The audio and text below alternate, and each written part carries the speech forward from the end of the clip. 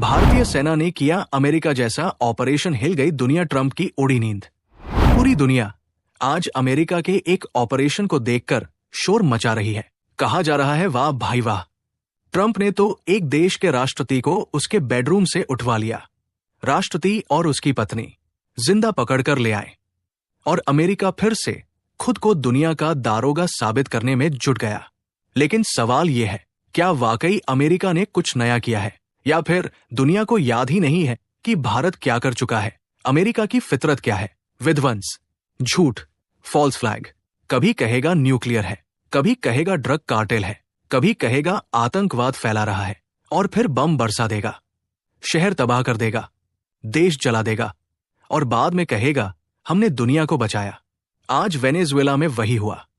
रातों रात हमला, हजारों किलोमीटर दूर से 150 से ज्यादा fighter jet, 20 airbase, drone, special force, और फिर राष्ट्रपति निकोलस मादुरो को जिंदा पकड़ लिया गया। अब अमेरिका की तारीफ हो रही है, उसके एजेंट्स की, उसकी ताकत की। लेकिन इस वीडियो में हम आपको याद दिला रहे हैं कि भारत कम नहीं है।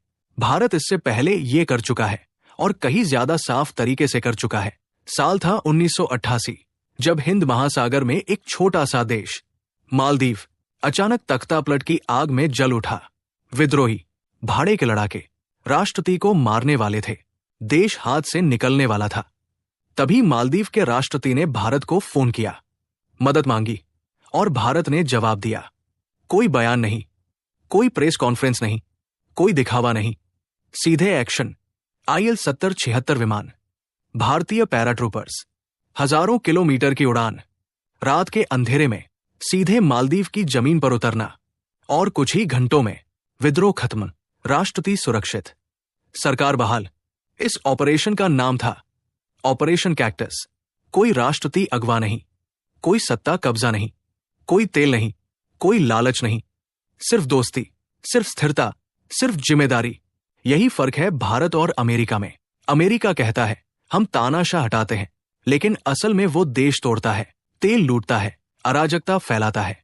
भारत कहता है हम मित्रता निभाते हैं, और करके दिखाता है। बांग्लादेश इसका सबसे बड़ा उदाहरण है, जहां भारतीय टैंक चले, भारतीय सैनिक लड़े, भारतीय फाइटर जेट्स गरजे, लेकिन आज बांग्लादेश आजाद है, सत्ता उसकी अपनी है। भारत ने कब्जा नहीं किया।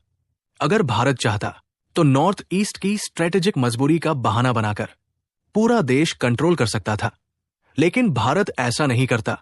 यही नैतिक ताकत है भारत की। अब जरा तुलना समझिए।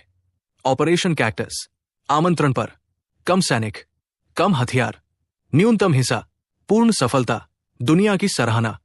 अमेरिका का ऑपरेशन एब्सोल्यूट रिजॉल्व, बिना निमंत्रण, हवाई बमबारी, ड्रोन, स्पेशल फोर्स, राष्ट्रपति का अपहरण, दुनिया भर में विरोध।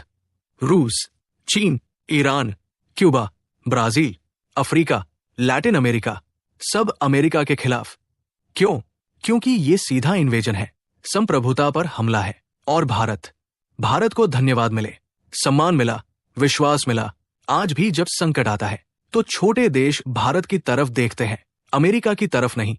क्योंकि अमेरिका आता है तो आग लेकर आता है, भारत आता है तो समाधान लेकर आता है। आज ट्रंप की नजर वेनेजुएला पर, ग्रीनलैंड पर, कंबोडिया पर, कल किसी और पर होगी, क्योंकि विस्तारवाद अमेरिका की नीति बन चुकी है, ठीक चीन की तरह। लेकिन भारत उस लीग में नहीं है।